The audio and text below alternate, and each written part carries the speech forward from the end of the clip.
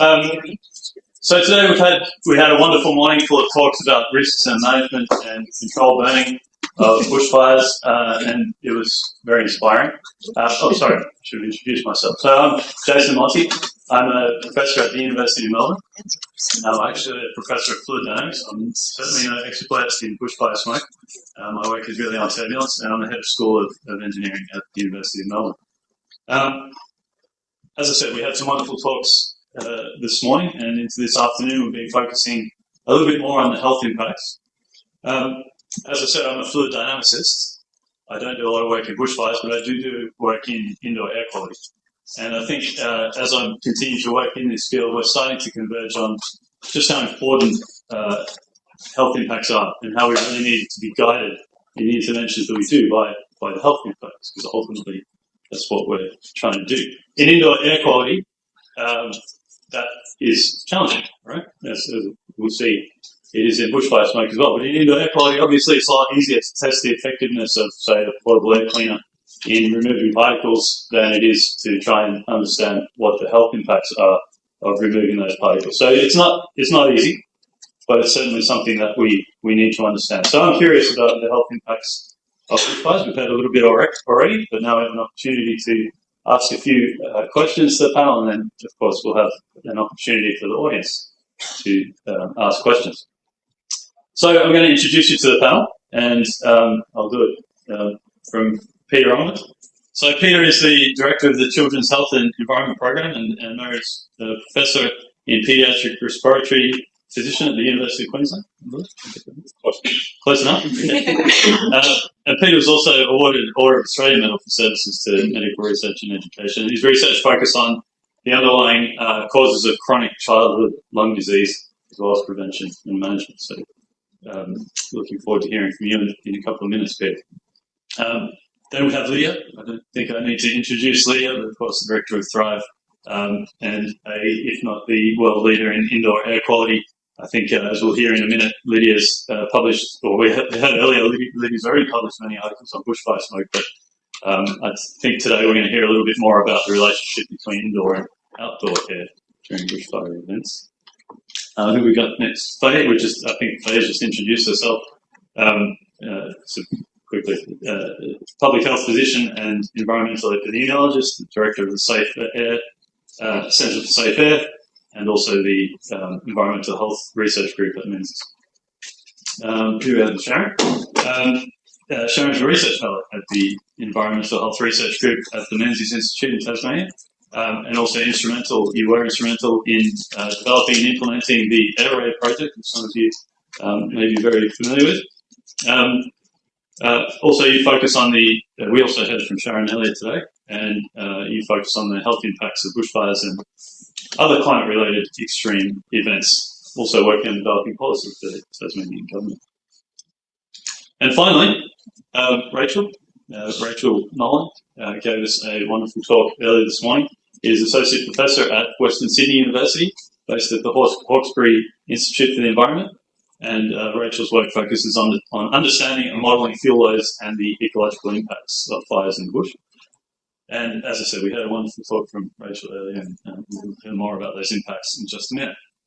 Okay, so that's the panel in front of you today. And I'm going to start by just asking a few of the questions that I've prepared before, and these guys will answer those, and then we'll give you guys an opportunity to ask some questions. I'm actually going to start with Faye, because you just gave us a talk, and you talked about the health impacts and some of the health impacts we have. What I wanted to ask you to talk to us about for a few minutes is, where are the knowledge gaps? What do we need to be looking at in terms of health impacts going forward? Yeah, thank you for that. The knowledge about health effects of bushfire smoke has come a huge way in the sort of 25, 30 years I've been working on it. When I published my first study about that long ago and did my very first literature review, there were online tools, but I found 24 papers globally that looked at smoke from any kind of landscape. There was nothing. Now there's hundreds and thousands a year. They're being churned out everywhere. So it's gone from a simple, let's map asthma kind of, everybody understands lungs are at the front line, links to respiratory health, to, oh, what about the heart? Oh, yeah, really important for the heart. In fact, there's more deaths from heart-related problems than from lung-related problems.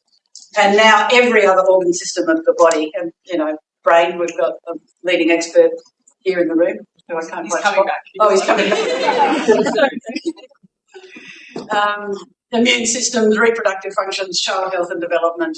So we know that it's everything, it's every organ of the body. And we've also learnt that the repeated, recurrent, lifelong exposure, which we never thought, we thought it was just short-term. Hazelwood Coal Mine Fire, the Chief Health Officer, said it's a short-term problem. Get through this, you'll be fine. You know, that led to a study that found it the opposite. So where are the gaps? The gaps, there's thousands of research questions. I would say the gaps are in protecting individuals, particularly we're never going to stop smoke. We're always going to be living with it. You know, we can filter and protect our indoor spaces. So how do we do that well? How do we make it accessible for those who can't afford it? Subsidies. And there's a whole suite of things we could potentially do for individuals and firefighters in terms of individual therapies, and that's something we're working on. There's evidence that diet high in fruit and vegetables, you know, people in the Hazelwood study who had a better diet had fewer respiratory problems 10 years later. There's a lot of evidence about antioxidants, anti-inflammatories, supplements, healthy diets. There's cardiologists in America already recommending we hand out statins during wildfire smoke events. We need the underpinning research to really clarify what can help people when you can't get away from the smoke, which is a lot of the time. That's probably enough from me. No, wonderful. Thank you, Faith. So moving to you then, Sharon. So Faith talked about what people could do or what we could do to protect people. In terms of communication and helping communities, are we doing a good job? What do we need to do to communicate better? What are your thoughts on that? We're generally not doing a good job, although there's some very local responses that are good. So there's probably two aspects to that question. The first one is preparing our communities in advance. As we've heard from multiple people, this is not going away. These events are going to happen more often. So getting a resilient community prepared for smoke events, and especially those that are most susceptible, so those population groups that Faye talked about. So the tricky part of that, though, is those groups aren't necessarily reached through communication channels that we commonly think of first, so social media, for example. So our elderly aren't necessarily on social media. Those from different language groups that don't have English as their first language, they're not on social media. People that are homeless, people that have disabilities or have some other cognitive impairment, these are all people that are highly at risk from smoke events, but they're not people on social media. So that's not enough. So we need to do a lot better at reaching into those groups by partnering with some of the agencies that help look after those groups, and go harder in the sense of non-social media. You know, we just always say social media apps. It's not enough. It's not enough. We need to be translating that information into language, not in written language, but in recorded language, because a lot of those language groups, their written literacy is not that great because they've missed years of schooling. So we need to be recording that, and it's just these extra steps that we need to go to. So that's the preparing side of it. Then we touched on when there is actually a planned burn, for example, or we have a forecast of smoke from a bigger event. What can we do to be reaching out to those communities to let them know? And I get a real sense that the vast majority of the population understand why we need to do planned burns, and the population understands why they're necessary. But those that are most affected by the smoke, if they knew what was happening, they could do something about preparing their home, preparing their family, just changing their routine for that day or two that the planned burn affects them. If they don't know about it, they can't do anything until it's too late. So those two things, the planning and preparing earlier and right through for the whole year, but getting better at communicating to those groups when those planned burns or when those forecast smoke events are happening. So can I just follow up? Do you find that people in communities is it a situation of only interested when there's a fire, or do you find that people are well aware of the risk? No, I would say the people that are affected, so people that have asthma, for example, great example, and asthma is 10 to 15% of the population, right? So we all know someone with asthma if we don't have it ourselves. So those people know, and because they're feeling the effects first. So they are very happy to do whatever it takes to not feel the symptoms or not have to seek medication or not have to seek care. Okay, absolutely. Go ahead. One of the ways that we can improve communication is that if we're talking about patient groups, and let's talk about patient groups for a moment, they are all represented by consumer organisations. We're engaging with the respiratory organisations, so Lung Foundation Australia, Asthma Australia, Cystic Fibrosis Australia, and there's one for premature babies in WA. But none of the information that they have to give their customers, clients, who are patients, is actually specifically related to climate and to these threats to their health. Their LFA has done surveys and their constituents are asking for this. And we as a profession have failed in actually doing that. So we're not providing evidence-based information that the consumer advocacy groups can go out. We're hoping to. Just give us the money and we'll do it. Grant application. Yes, but I think that's one of the things we can use the organisations that exist. And the Heart Foundation, the diabetes people, they'll have the same. The culturally and the diverse group, I don't know how that's different. But I agree, social media is not the way to do it. People like me just don't look at it. So there's a lot of humanitarian resettlement organisations that deal with the pathways for people that have recently arrived that are most at risk. They manage their resettlement in Australia, so they're very close contact with those people. So that's another group.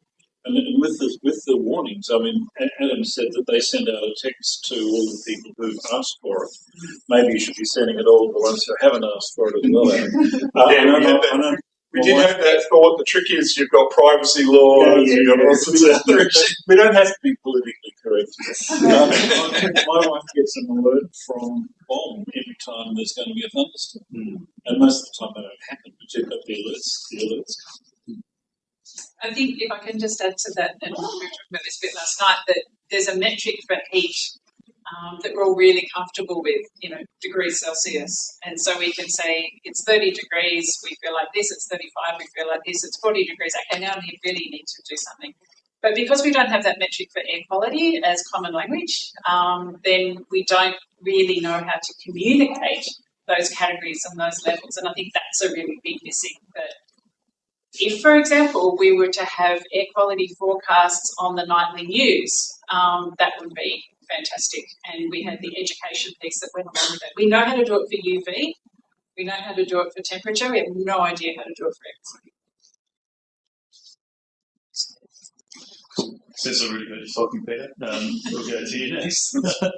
What does the evidence say about high-risk populations? Well, the evidence is pretty clear that the high-risk population is vulnerable. There have been some big statements from groups like the American Thoracic Society and our Thoracic Societies. Kids under 5 are at increased risk. There's some different mechanisms as to why, thoughts as to mechanisms as to why they might be. But the kids under 5 definitely more, and then those over 60 are also more vulnerable.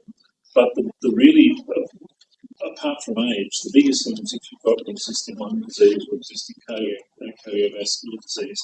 So it's the patient groups, the people we already know. There are some exceptions to that, but in general, if you want to protect those who are going to be fronting up to the hospitals in the next few weeks after a smoke event, it's the people we already know.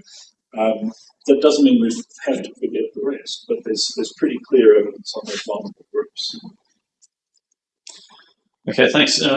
Rachel, if I can ask you, you talked about fire management earlier. What are our options for managing fires to reduce these ultimately health impacts? In a word. I think prescribed banning will always be one of the important tools in the toolbox, but I think we can get better at how we do it. So there's been a bit of conversation today already about making sure that we manage what risk are we managing for. So we're already starting to see moving away from hectare-based targets, which is good, but I think there's more that can be done to make sure that the prescribed burns are reducing risk, and it's not just we're burning, say, 5% of the land every year, like State does. But I think the main message I have is that it needs to be location specific, and I really shy away from anyone who has the answer. It's not going to be prescribed burns everywhere. It's not going to be rapid fire suppression, so they're not going to be fire suppression everywhere. There is research on goats. We've got a project in our centre that's looking at goats. This is really interesting. That might be in some places, but it's not going to be, palatable in parks estates. So I guess the main thing is that there's different solutions in different places, and as the climate's changing, I don't think we should be afraid to experiment. And this may mean, in some cases, forest thinning, it may mean mechanical reduction, and I do think we need to start being more comfortable with experimenting. Thanks. And Lidia, if I can come to you. What are the health impacts for indoor occupants during these bushfire events? Well, we've talked about health impacts, and those health impacts, whether they are outdoor or indoor, if they come from the same source, they are similar. Maybe the magnitude will be lower if the concentration indoors is lower, but the impacts are the same. There's always that question, how much outdoor area is indoors? Any source apportionment studies conducted show that indoor area is hugely impacted by outdoor area. Large proportion of what's outdoor is indoors, particularly in naturally window ventilated buildings. So there's absolutely no doubt about it.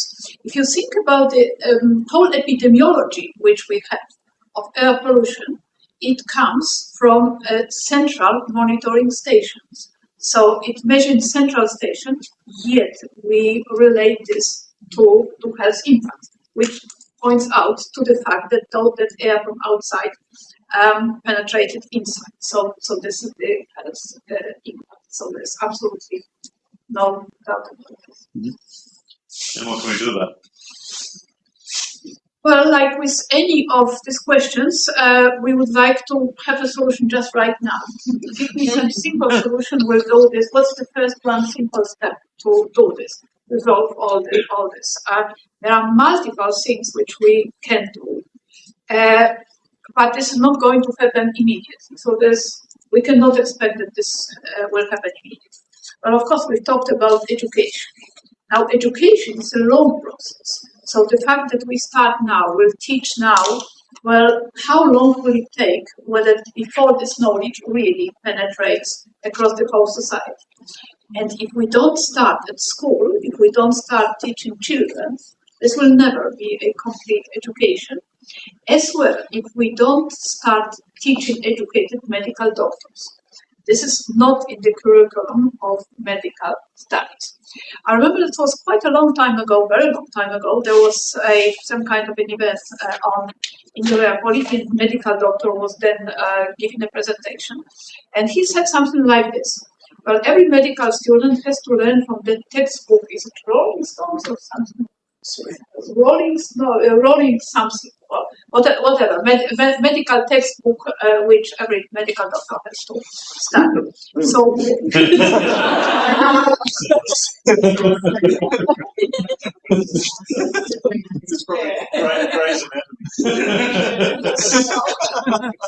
if it is not in the textbook, so if it is in the textbook, everybody knows. If it's not in the textbook, it doesn't exist. So that was the conversation in the late 90s. Last year, in Cartagena in Colombia, was the second WHO Global Conference on Air Quality and Health. And there was a session panel on some, of course, related topics. And then medical doctors were involved. And the same question was asked. And the same answer, medical doctors are not trained in the impact of air quality on health. So trained medical doctors, trained kids, learn to teach kids. So that's one. In terms of exposure, prevention exposure indoors. So we are indoors. So, close windows. It reduces some penetration, but only some penetration. The concentration is very high outside. It will also be high inside. We can organize within the house some special rooms. Fine. But now it's the family, parents, children, and this is going to last today, tomorrow, and so on. So everybody will congregate all the time and sleep there. That's unrealistic. So it is. If we're talking about something to occur for 1 or 2 hours, we can, but it's not realistic. Then we have to take kids to school. Schools are not open. So it's a long process which we have to start at all the levels of this, and eventually also a long process design buildings such that buildings protect us. So that's the whole level of complexities. But if we don't start now, 30 years from now, we'll be in the same situation. All right, just before I go to the audience, I just want to pose or raise a discussion with all of you, I guess, on controlled burning. So clearly, there's different viewpoints on controlled burning for all sorts of different reasons. But here we want to focus on health impacts. What is the relationship? What should we be doing? Is there a clear answer? Are there things that we need to be researching to be able to answer this question of the relationship between health impacts and controlled burning? I think one of the things that we've only partly alluded to in the discussions is the toxicity of the smoke depends on what's burned and the burning conditions. So that if you have a very high temperature fire, then everything's going to turn to carbon, and it's not very toxic. Carbon is a bit, but if it's a relatively low temperature fire that's producing a lot of smoke, that smoke is going to have more toxicity. And it's the analogy is tobacco smoke. So that when a person smokes a cigarette, they suck on it, it burns at the end of it a couple of thousand degrees, and it's relatively complete combustion. But when they're holding the cigarette, not puffing on it, it's burning at a few hundred degrees, and the toxicity is as well. Toxicity of side strength smoke is greater than the toxicity of main strength. And while we don't have the same data for fire smoke, I'll guarantee the principles are the same.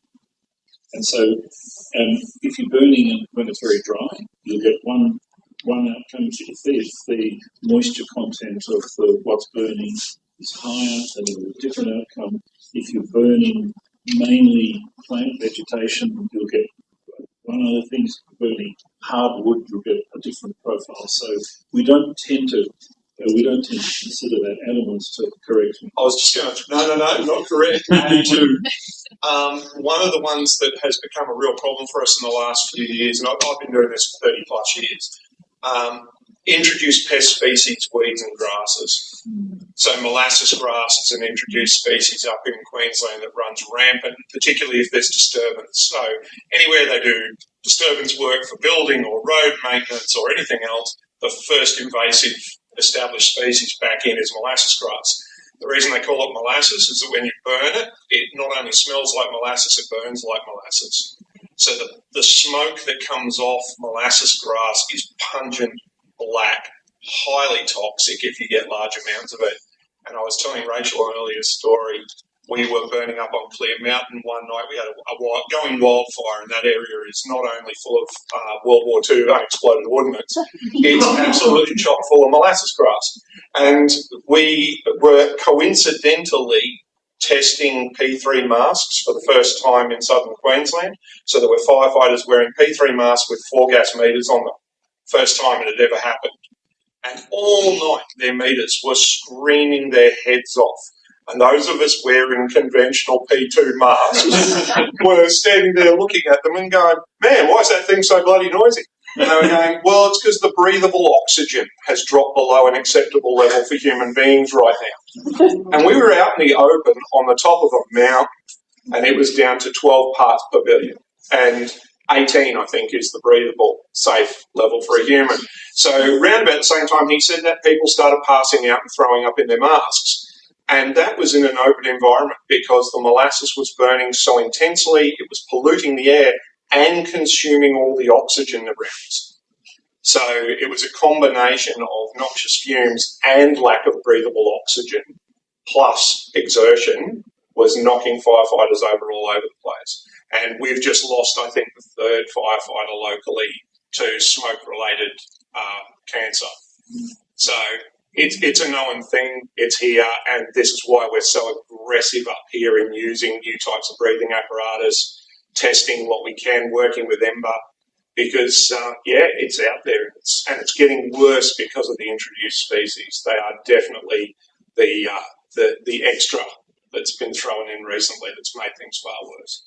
So, why I brought that is that you can't just say one fire is worse than another. It depends on the conditions. So we know that there's you need to have a variety of management structures or management options, and I think you guys probably some stuff on different effects. But we have to, when we talk about it, we have to consider what's burning and how it's burning.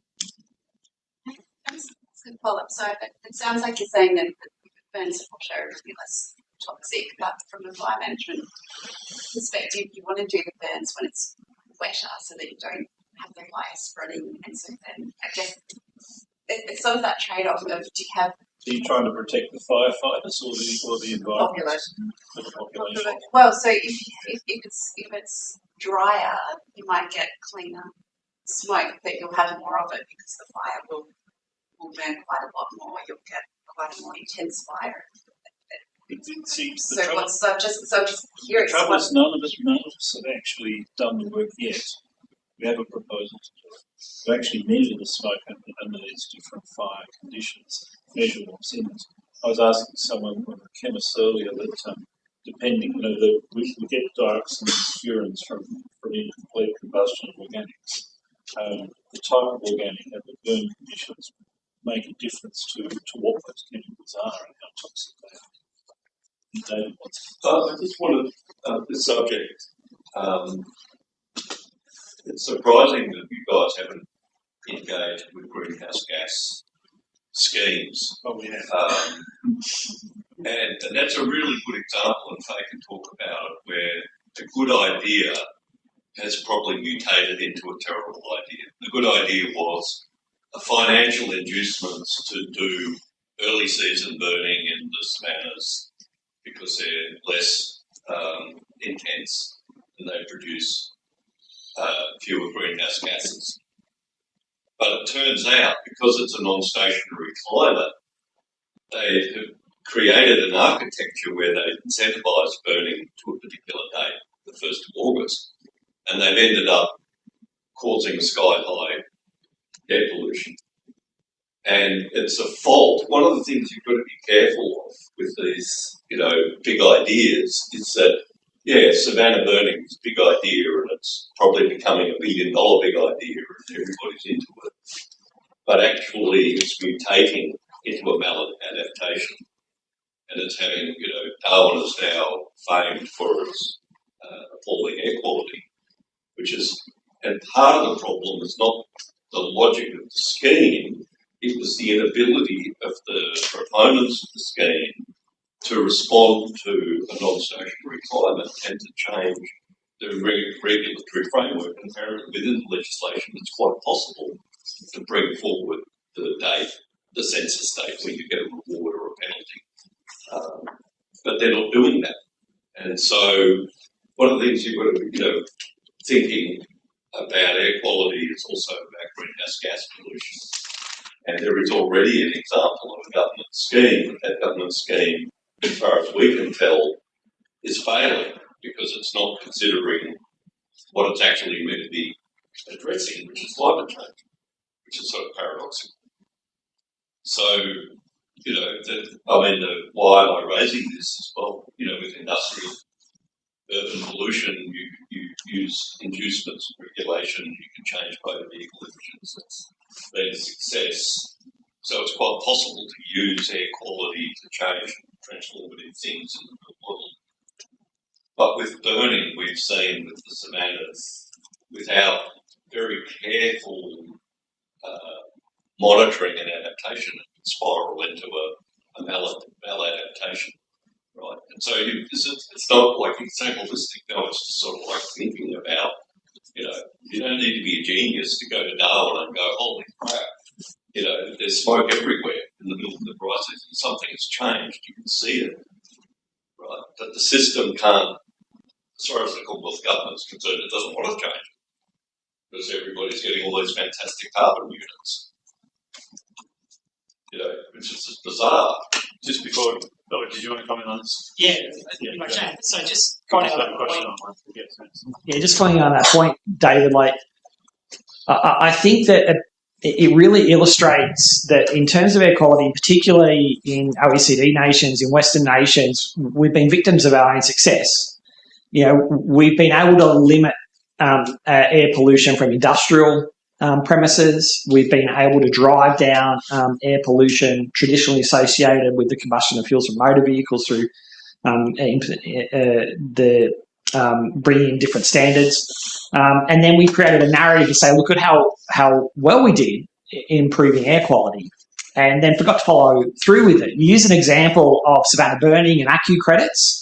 I would sit there and say what we've failed to do in this space is actually learn from other maladaptation events that have been focused on dealing with climate change but delivered very poor air quality events.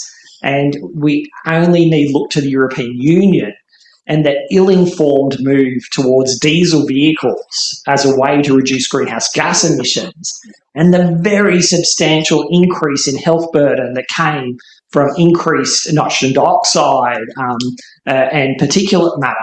Now, we're not talking about something that is in the dim, distant past. This is something that our policymakers should have been more aware of and should be more open to whenever we consider those major interventions. We must be aware of all of the potential impacts of those interventions. But I just use that to illustrate the point. We think about our communication here in terms of air quality. We are not isolated. These are challenges that other nations face as well. And we just need to do a much better job talking about air quality and its burden. Excellent. There is a question online, and we're just, checking anybody, in the room who has any insight into whether there are technical solutions available or in development to reduce PM 2.5 at the source around planned burn sites. Is there anything possible there?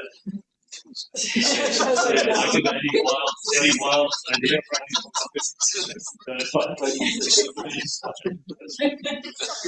That's okay. Well, if this is plain combustion, yes, there's less PM 2.5. But if it's smoldering, there's more PM 2.5. But if it's smoldering, then we talk about all the impacts of this. So there's not one solution which resolves all the problems. I think the solution there is much more long term as managing the fire regime for small, sustainable, patchy, beautiful little fires, rather than reducing it for each and every individual fire. It's more the regime to have a landscape that's less flammable. Yeah. Environments.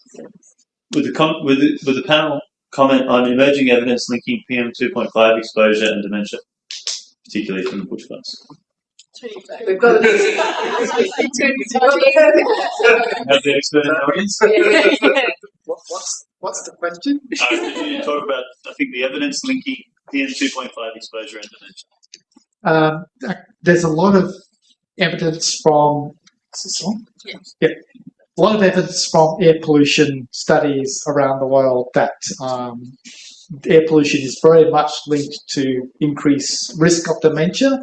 And so obviously bushfire smoke is one of those sources of PM 2.5. So while there hasn't been a lot of studies around bushfire smoke and dementia, there has been a few around the world, mostly in the US, but some from Australia as well. So there is risk there. But what's happening is that because of air pollution standards around the world, that a lot of the air pollution is reducing from traffic pollution and so on. But bushfire smoke is overriding all of that as it increases. So that's something we have to be aware of, that it's essentially all the same. And if you reduce diesel engine pollution and so on, but have more bushfire smoke, you're not achieving anything. So the metal content of PM2.5 is likely to be different from bushfire smoke than fossil fuel smoke. Could that be a factor? Well, I think there's a lot of very subtle differences in the type of smoke you're getting from bushfire smoke and traffic air pollution, and we don't really understand exactly what those differences are, but that's something we're trying to understand. And also, how it reacts over a long period of time, because people are exposed to traffic air pollution very soon after it's generated. But work that Zoran at QUT is doing is trying to understand, what happens when that smoke from bushfires, particularly, travels over long distances and reacts with oxygen and other molecules. It might become more toxic. We don't know. So there's a lot to understand there. Thanks. One more question about from online is there are lots of hazardous pollutants in bushfire smoke. Would the panel comment on the health impacts of VOCs?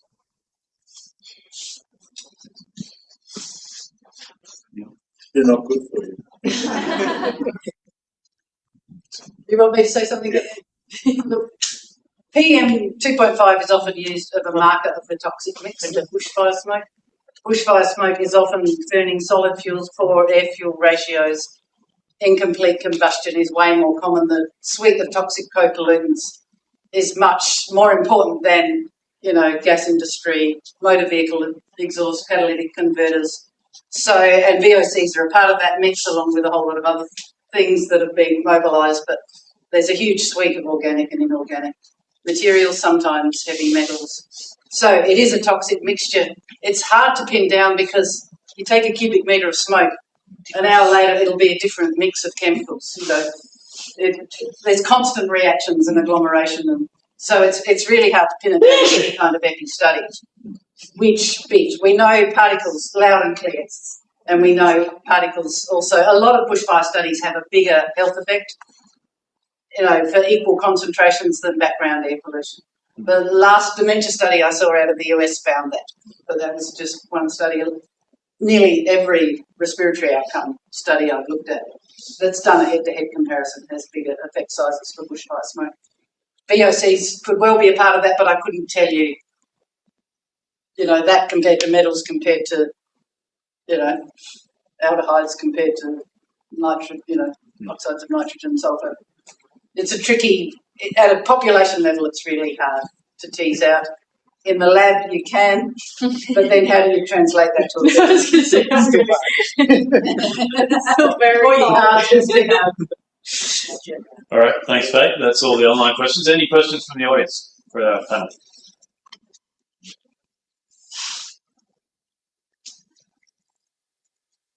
I'm going to ask Faye why she didn't talk about experimentation. We alluded to it. In terms of the In terms of the climate. reality. Okay. In terms of reality. Understand. Well, it's all correlative. Yeah, so To a certain degree, it's a house of cards, the whole thing you're talking about. So it's experiment. there's somebody running down epidemiology, so it's hard to do. We know each other well. It's hard to do bushfire smoke studies, right? You don't know when the fire's coming, you don't know which population's going to be exposed, you don't know how much they're going to get. How the hell can you get an NHMRC grant to prospectively look at an intervention or look at a health outcome? The studies I've done have been pretty random. Some have worked out, some haven't. Some have been follow-up studies. So if you really want to particularly test interventions, you need a system where you can deliver the smoke. You need to do a proper clinical trial, as you would with any other intervention, a drug trial or a therapeutic intervention. And that's tricky because you need a controlled exposure facility, you need good ethical governance, you need to have a whole lot of systems in place to do it safely. And that's where my research area, in collaboration with a lot of people in this room, is moving. So UTAS, we've built a climate hut where we can control very carefully and we can produce simulated bushfire smoke. We can control temperature and humidity. We can simulate a heat wave and smoke. And we're moving into firefighter protection, community protection and prospective intervention trials. And that is really where you get your level 1 evidence for what's going to help people. Sorry? I could probably speak loud enough. So I've been looking at social media a lot over the last few months around bushfires and smoke and so on around the world. And obviously a lot of this is from the US, but it's a kind of consistent message where there's a lot of people who have views around, how fires occur. So they, if you, like the work from David Lindenmayer comes out and they, trash it and say this guy doesn't know what he's talking about and things like that. So there's this kind of view that, prescribed burning is the be-all and end-all to everything. And because that's the message that we've been taught for so long. And actually, I grew up in Western Australia after dwelling up fires, and everyone had that view that you just had to do prescribed burning and everything was going to be fine. And there's a lot of people who still stick to those kind of ideas. It's very hard to change people's views, no matter what the data is. How do we get simplistic messages out there? It can't be complicated because they're just not interested. How do we get simple messages out there that is not the solution to everything? I guess the simple message that might come from someone like me is we have to learn to live with fire.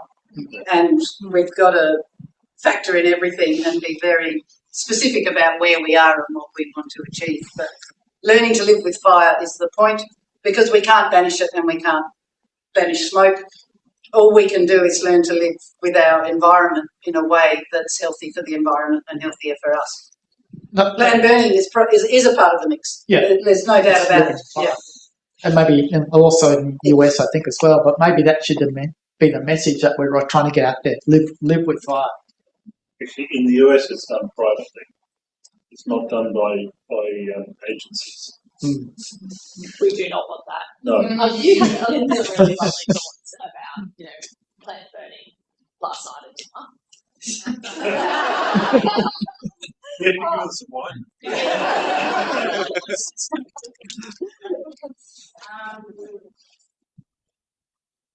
You just had a really lovely nuanced take on its role and where it's doing well and where it's not doing so well. I guess maybe something I've already said is that it's really context dependent. So there's some ecosystems that you couldn't put a plan for into even if you wanted to.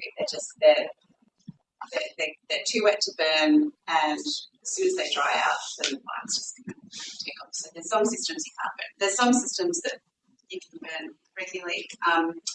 Just to your comment about how do we get across that prescribed burning isn't the only solution. I think we are making headway. I mean, we've talked to people about the sort of hectare-based approach to planned burning, and I think a lot of people do understand that if you burn like 5 hours away from Sydney, a massive area, it's not really going to protect people's houses. Like, I think people get that. So I think the argument is about risk reduction close to assets. But the problem is that the debate is not about just simply prescribed burning. It's actually fishtailed into something more dangerous, and that is that it's an argument against any intervention, right? And the claim is that if you suppress fires rapidly enough, then the ecological systems can become low flammability. What they don't realise in making that claim is that they're feeding a monster, which is the fire suppression industrial complex. what people don't realise about the fire suppression complex is that that's actually an industrial strength thing. It's not just aviation. It's not just burning out gas. It's actually dumping phosphorus-rich fire retardant into natural systems, for which is going to have catastrophic effects on amphibians, fish, and also most Australian ecosystems are adapted to that level of phosphorus because they're phosphorus rich. Phosphorus has this peculiar property in these fire retardants actually being more difficult to burn than the phosphorus itself will burn in air. So the problem with the narrative, it's a really sweet narrative to counteract an overemphasis on a particular sort of fuel management, but they're not arguing that fuel management is required. They're just saying stop everything. We want to get off, but the problem is, and the way we can make this sustainable is we'll just suppress fires, and the agencies are running two horses in this race. One is that they love doing prescribed burning and they know how to do that, and the other is, which is more dominant now, is that they're building these massive armies and air forces. And so the environmentalists are actually becoming a cheer squad for an industrial complex, which is going to be a very, very hungry monster for resources, which will then draw away the resources for alternative fuel managements, particularly cultural burning. So every time they do a large tanker airdrop, that's probably 5 or 6 Indigenous Rangers' salary for a year, one drop. And people aren't understanding that and the collateral damage. And that's what I think is, for the people who understand fire science, that's what pains us. It's a very, very simplistic message. It's a very, in some ways valid message because there's been an overemphasis on prescribed burning as the only form of fuel management, but it's going to have absolutely catastrophic effects because it's tuning a system to be like the American system, which will be just a massive firefighting air force scenario. Yeah. So don't wish for what you want, you might get it. Yeah. Just go to Dave first and then, sorry, Dan. I'm connecting a couple of dots, so please take my apologies if the question is clumsy. We've heard that we've got to live with fire. We've also heard that while it impacts a lot of people, it's the vulnerable populations that are most at risk. Before I was in indoor air quality, I was in major shopping centres. Shopping centres and cinemas particularly have been acting as places of retreat, of refuge within communities informally for decades. Major heat sources, 42-degree days, take the kids to the cinema. So I'm wondering, improving everyone's air quality in every residential home in Australia during a bushfire sounds like a very, very heavy lift. Are there treatments such as establishing places of refuge, treating hospitals, and doing it on a more salt and pepper approach that the panel could comment on that would basically improve the lives of people that are vulnerable?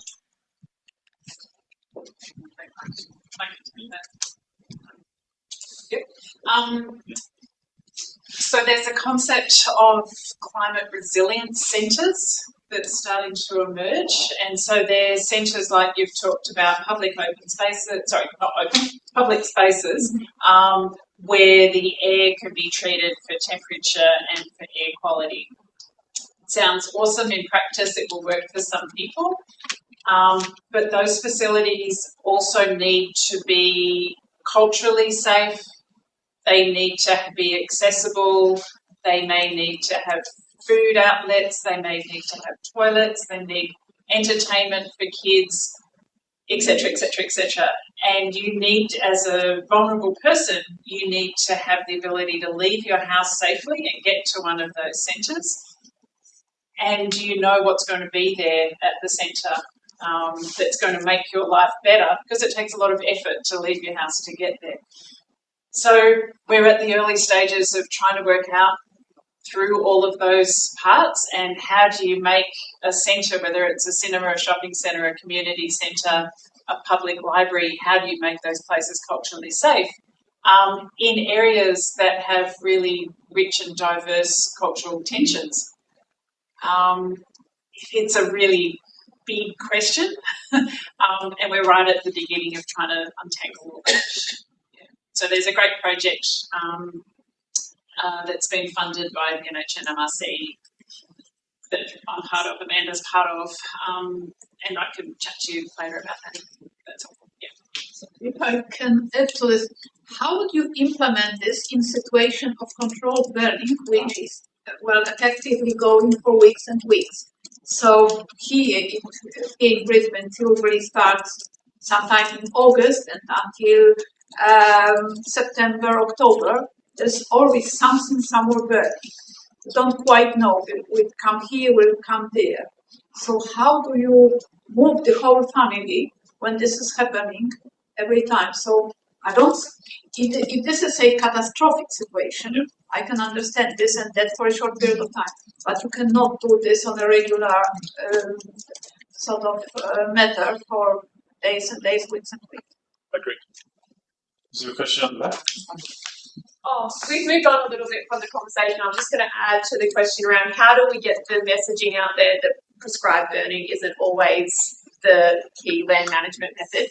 So I'm a communications officer for the Queensland Parks and Wildlife Fire Management Program. And the key message that you want to get out there is that not all landscapes respond to fire the same way.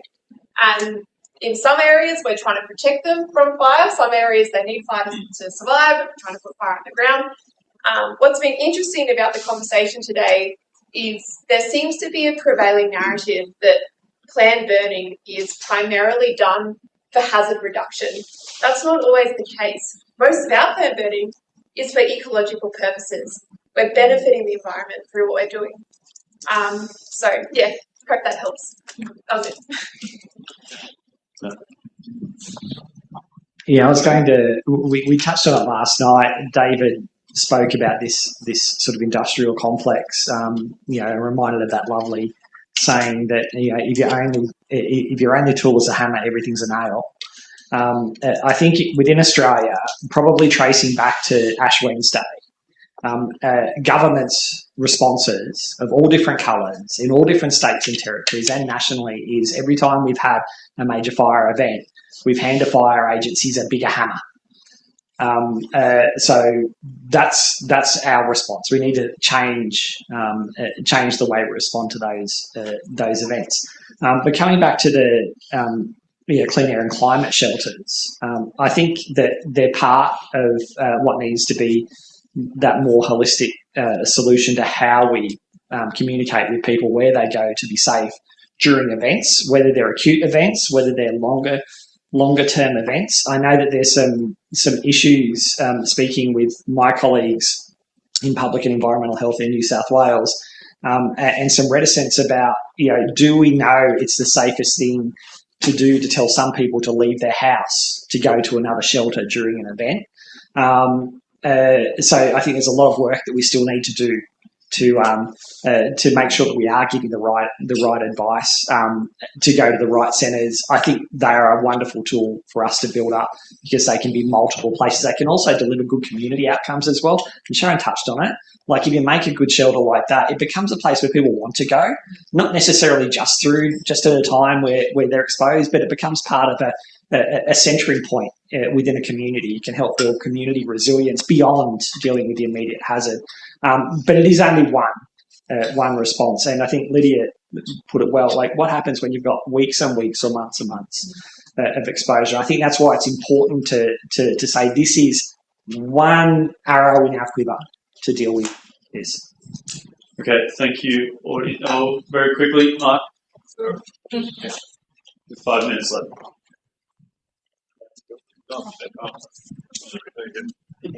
Thanks. On that cost benefit piece, right, we're talking a lot about health effects and the impacts there. Are there impacts for industry that are worth incorporating here? I'm thinking about smoke effects on agriculture or another industry that could potentially find unexpected allies in some places to say, hey, this is another impact. I don't know which way it would send us. I'm just curious, is this part of the equation as well? The one that we've heard about is wine producers, right? Like, they get Okay. So that's the first one that springs to mind, and there's other people in the room that are much more across this. But the wine industry's poured a lot of money into climate modelling, into smoke modelling, because of the impact on their industry with smoke taint. I don't know if you've ever had the pleasure of drinking smoke tainted wine. Don't ever. If someone offers that to you, it's like drinking an ashtray. But it costs the industry millions and millions and millions. So yes, that's the one that springs to mind. But there's probably other examples of industry impacts. I guess one thing I'm thinking about is outdoor workers and the impact on workers being able to work in really poor air quality conditions. It's just not safe for people to be on roofs, to be out on docks, that sort of thing. So, yeah, that's probably another productivity issue. Okay, thanks, audience.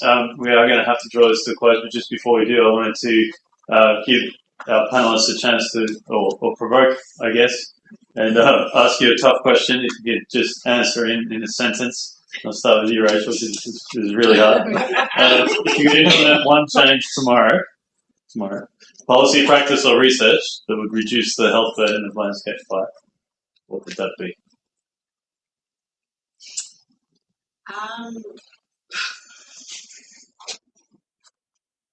I guess just my message before, just not going for one size fits all and going for local experimentation. I'll go with that. Okay. I'd say communication. Get on board with communicating to the most vulnerable people as a way of reducing the exposure and giving those people agency to take care of their world. Right. I was going to say something similar to Sharon, but it's been said. I would say climate action, take it seriously now. Yep. I'd say holistic understanding of the whole issue, and I'm not talking just about community, but between all of us. Lucky us. I'd like to have the research question answered. How long after the smoke event has gone do the health effects last? Okay, well, thank you, panel, and thank you, everybody. Let's give it a shout out. And I think we're right on time.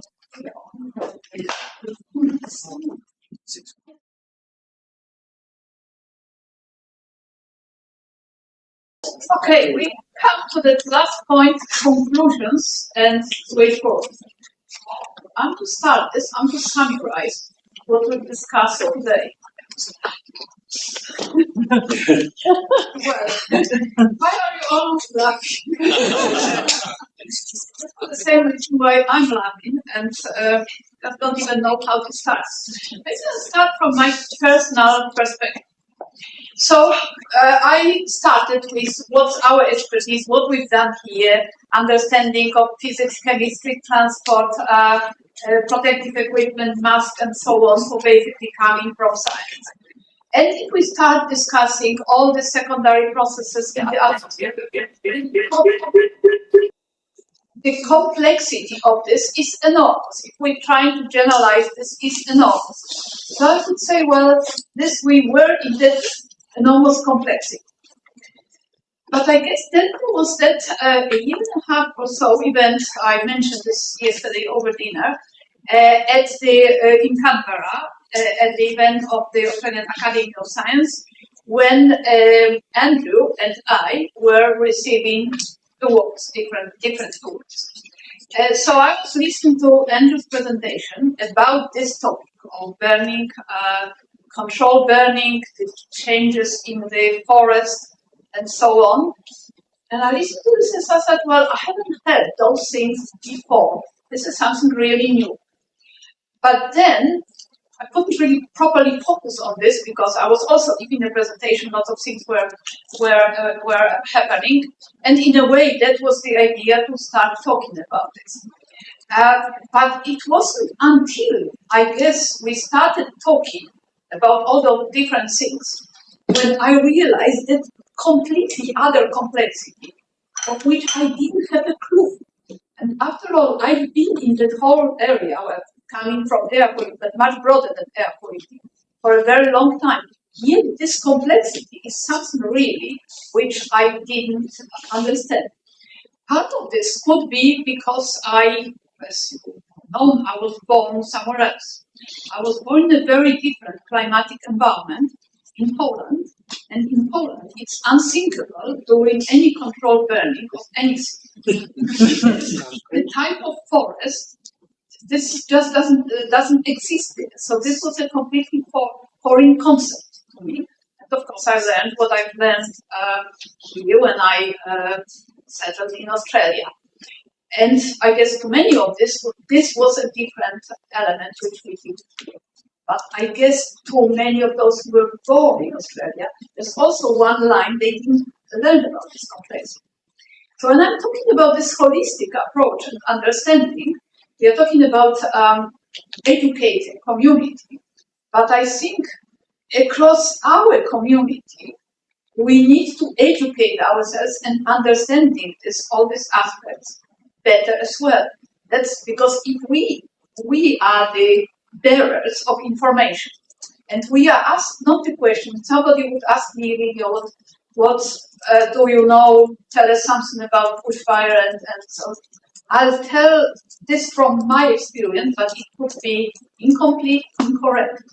So that's why we all need to understand all these aspects better.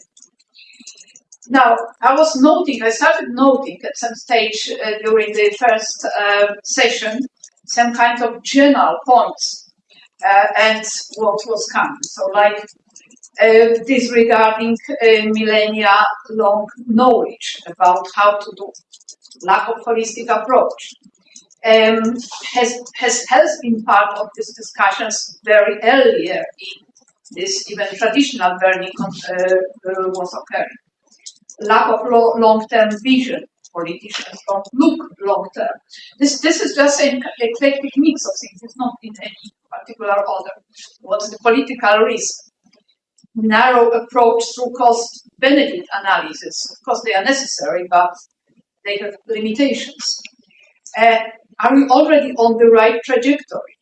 If so, how to accelerate this? If we are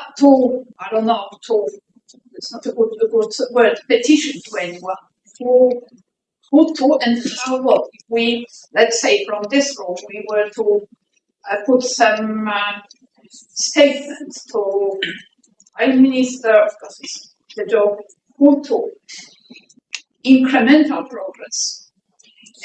Do we have consensus on what to do? I wouldn't dare to ask this question about consensus.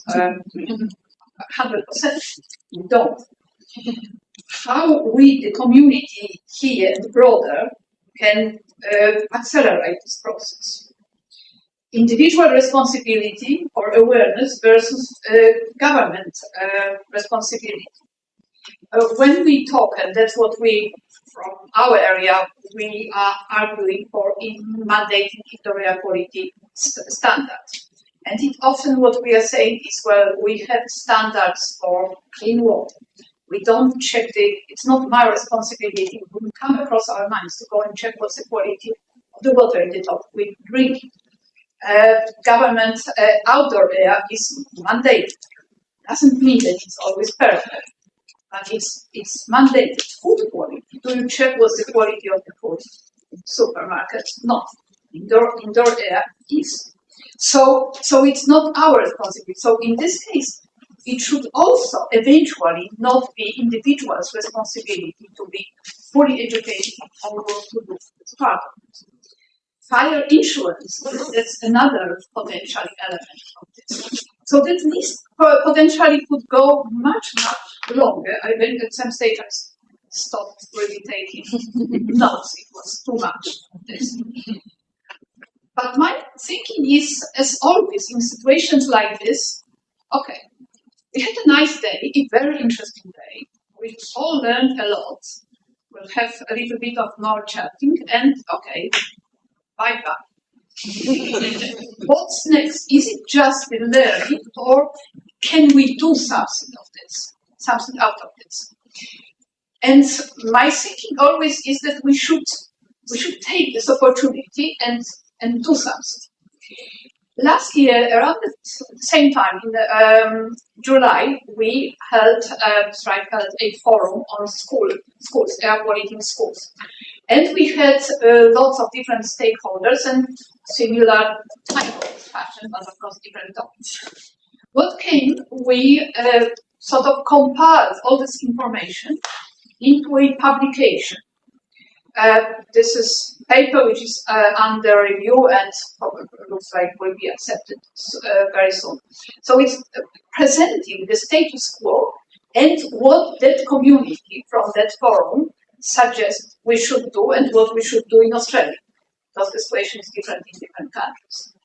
So perhaps we could do something like this here. Bring it all what we've discussed here, and at least in some sort of compendium of information to build understanding, awareness, to do something useful with this.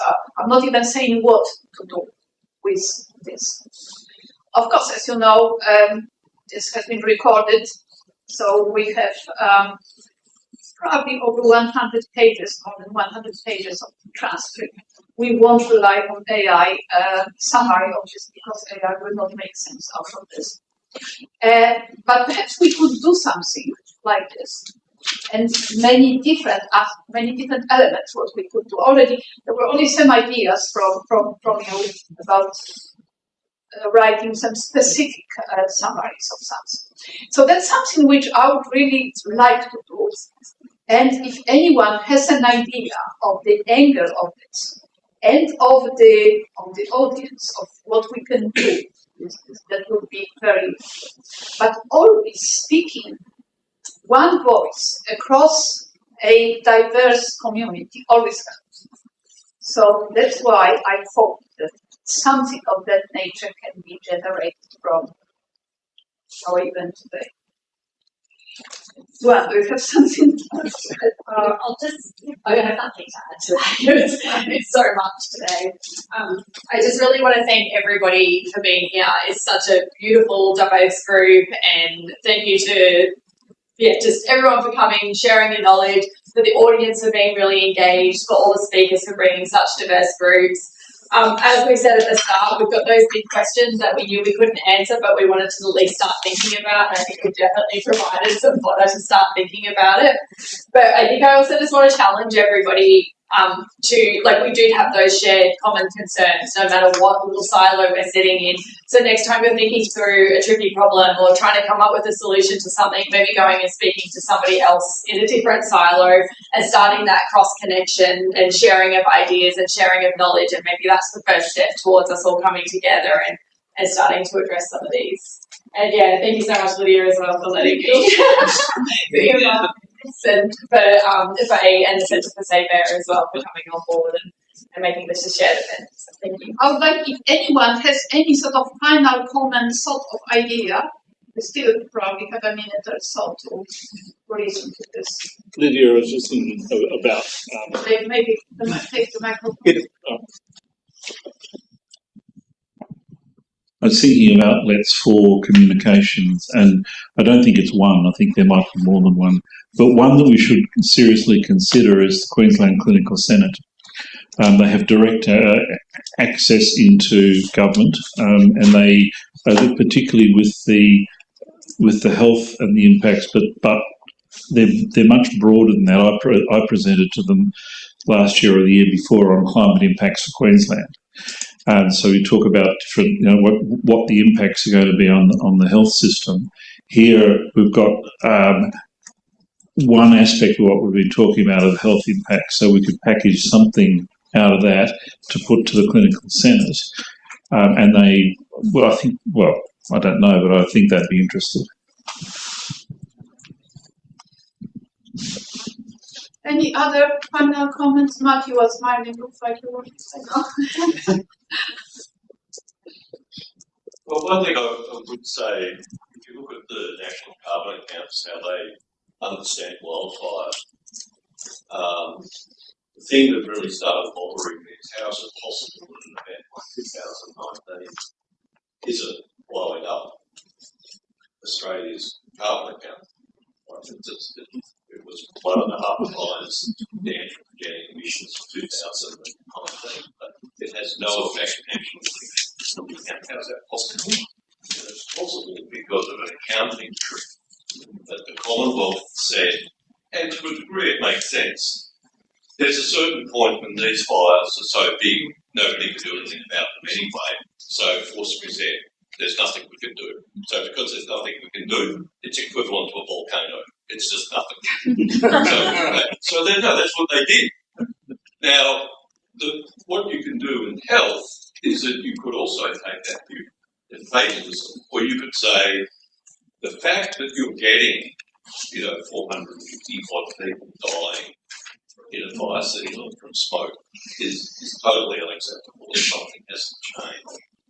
And you can use that to motivate change. But the danger you have as soon as you make that claim is, are you feeding the suppression monster or the response learning monster or some sustainability pathway, shared responsibility pathway, which is decoupling from the agencies because there's hegemony of the agencies. So it's a very, very difficult thing, but I would be suggesting health people, and we have written about this in the past, that using air quality as a spur to say there's a dysfunction and that's unacceptable, and so we've got to go back to the root cause of this and try to figure out, because we can't live in a world where we just have uncontrolled fires. That's just not a world we can live in. That's totally wrong. So we have to do something about this. So let's open our minds to solutions rather than having a culture war about it, because actually nobody knows the solution. Let's actually open our minds to experimentation at scale to find a way where we can actually coexist with fire, but in a way that's sustainable for human life and well-being. That's a pretty simple, because the danger is fatalism, but then the danger is overcorrecting. So somehow you can use an unacceptable, our airshed should be dumping grounds. How do we clean them up? How do we live sustainably with fire? That's actually another problem. And air quality is a really good integrative signal. So you can use that as a signal, but you've got to be very careful of how you interpret that signal. That would be my advice. Very, very well summarized and stated.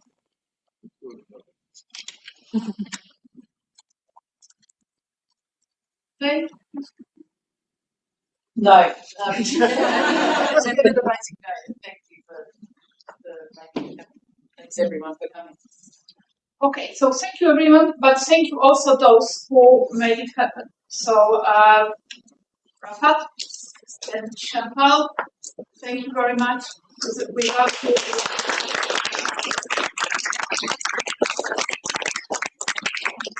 and have a safe trip home wherever home. Thank you.